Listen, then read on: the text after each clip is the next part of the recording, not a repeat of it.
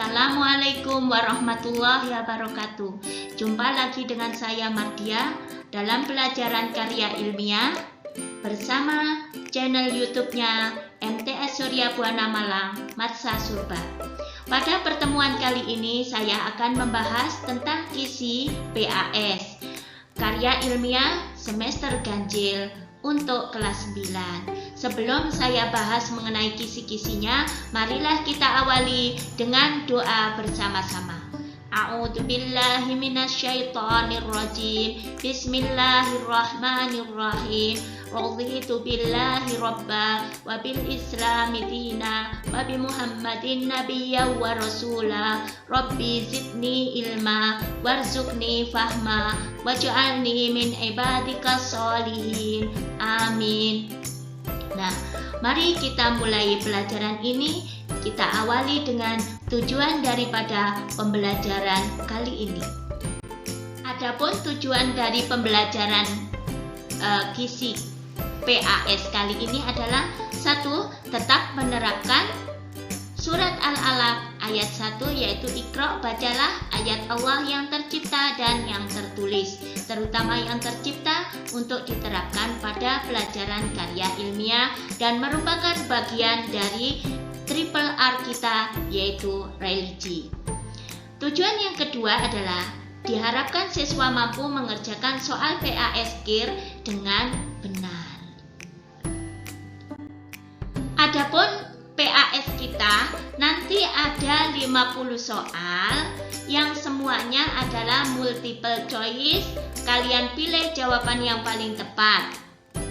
Adapun materinya adalah makalah dari bab 1 sampai bab 5, kemudian menjelaskan dan menerapkan secara terperinci tentang teori ralat.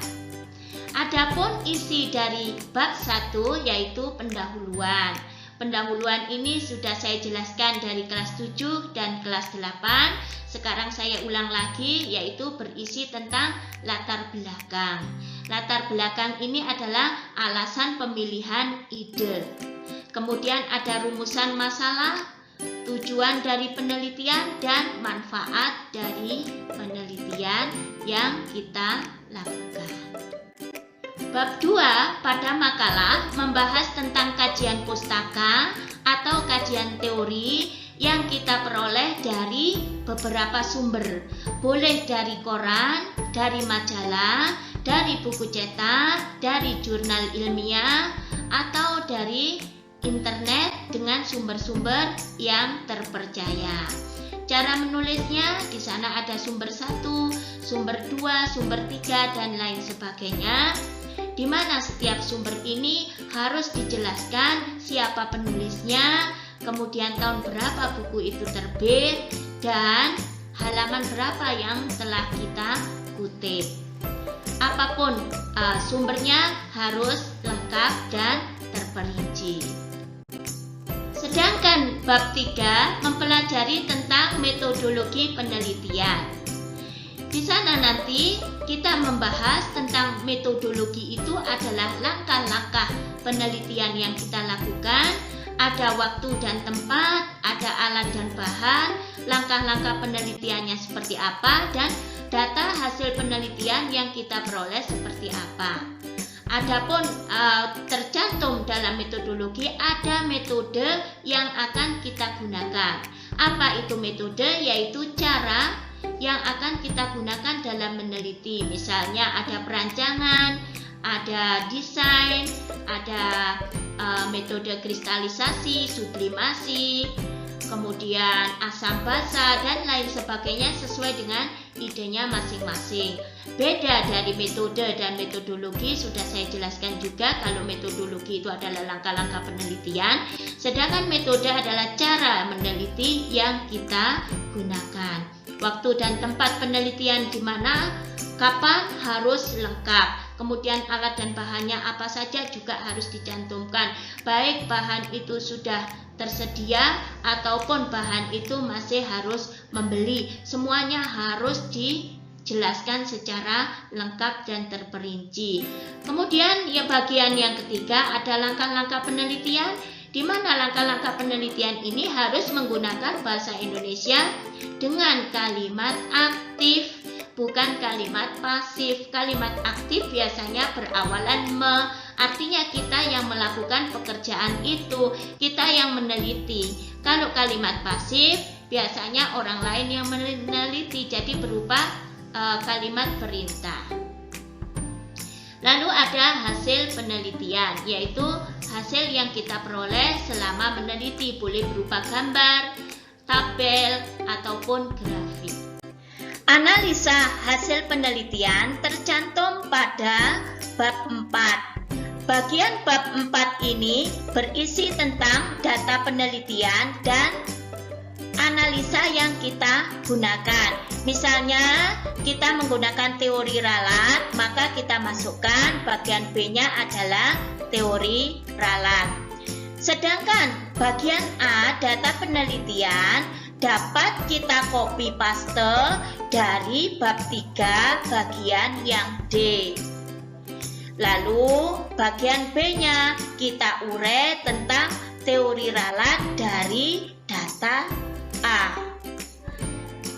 Pada bagian bab 4 ini dapat dicantumkan foto hasil penelitian, tabel, dan grafik dari data A yang telah dianalisis pada bagian B. Bagian terakhir yaitu bagian penutup.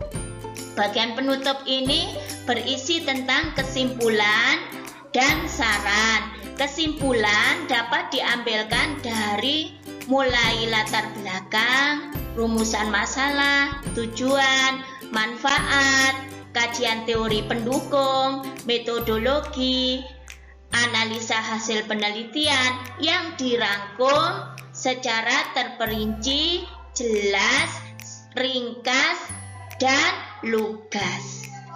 Kemudian dari hasil penelitian tadi kita dapat memberikan saran-saran apa saja yang dapat kita sampaikan kepada peneliti berikutnya untuk melengkapi karya ilmiah kita yang masih belum sempurna. Bagian lampiran terakhir setelah penutup ada daftar pustaka. Daftar pustaka ini dapat diambil dari internet, dapat diambil dari buku cetak, ataupun dari koran atau jurnal atau internet. Misalnya diambilkan dari buku cetak, maka urutannya adalah Nata Jo Kupe. Nama penulis, tahun terbit buku, Nata Jo, judul buku, kota penerbitan buku, P, nama penerbit buku. Jika diambilkan dari internet, maka cantumkan http kemudian tentang apa, diakses kapan. Jika diambilkan dari koran atau majalah, nama korannya apa, edisinya berapa, kemudian terbitnya kapan. Itu semua harus detail, lengkap, dan jelas.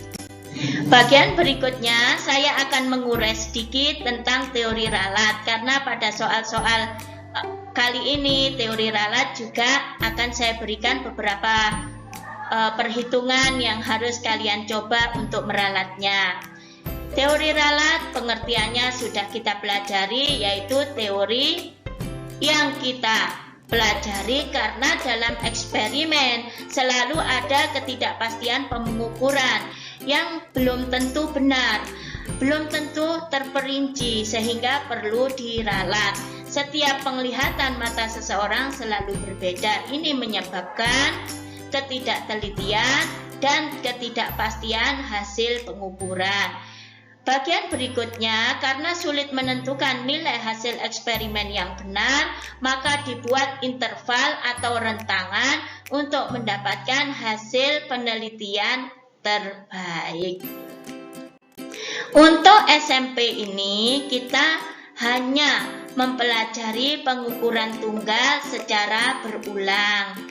dan secara langsung. Nanti kalau sudah universitas atau SMA mungkin sudah bisa menghitung secara data kelompok. Karena kita masih sekolah menengah pertama, kita tidak perlu belajar secara lengkap karena hanya untuk melengkapi saja, kecuali jika memang ada beberapa siswa yang memang harus menghitung secara data kelompok untuk perlombaan misalnya. Pengukuran tunggal secara berulang dan secara langsung dari alat ukur dapat diimplementasikan sebagai berikut. X itu berisi tentang X rata-rata dari data 1, 2, 3 sampai N dibagi banyaknya data sejumlah N. Delta X adalah setengah dari NST. NST ini nilai standar terkecil alat ukur, tergantung alat ukurnya apa. Jika penggaris maka terkecilnya adalah 1 mili atau 0,1 cm. Kemudian penulisannya X adalah X rata-rata plus minus delta X. Ralat relatifnya X rata-rata dibagi delta X kalikan 100%. X besar saya beri nama X rata-rata, NST adalah nilai standar terkecil alat ukur, RR adalah ralat relatif. Penulisan ini tidaklah baku, boleh menggunakan label atau lambang yang lain. Misalnya kalian mengukur L, long, panjang, mau menggunakan L tidak menggunakan X boleh. Atau mengukur massa menggunakan M, volume menggunakan V, terserah, bebas. Cuma ini keterangan secara contoh saja. Dari hasil ralat, jika kita memperoleh ralat relatifnya kurang dari 1%, maka data tersebut adalah sangat bagus dan valid, dapat dijadikan sebagai acuan untuk penelitian berikutnya.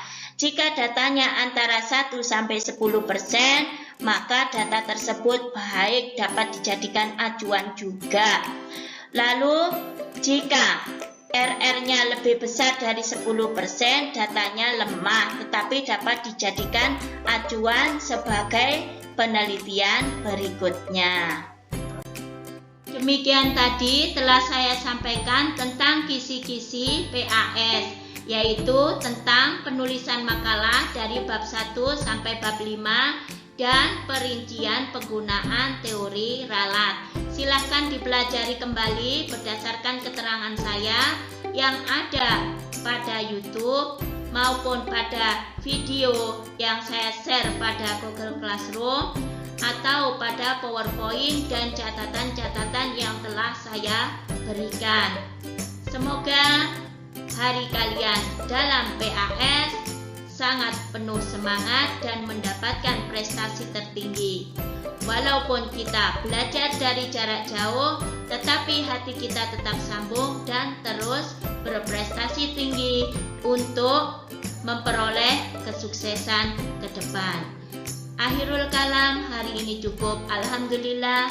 Wabillahi taufik wal hidayah. Wassalamualaikum warahmatullahi wabarakatuh.